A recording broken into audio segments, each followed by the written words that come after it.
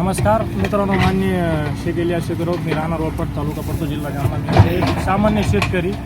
हा जो विषय आहे तो रस्त्याबाबतचा आहे.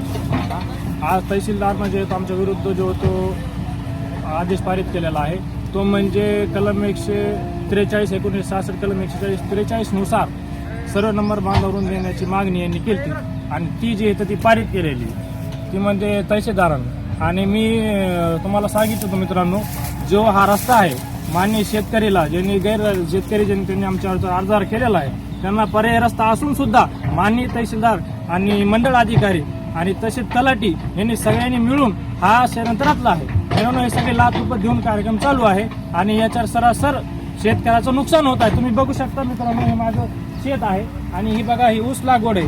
ही लागवड आहे 2 नोव्हेंबर 2025. तरी सुद्धा यांना सांगून हे बघा ही माझी मोठी नुकसान होत आहे. या तुम्हाला दाखवतो मी.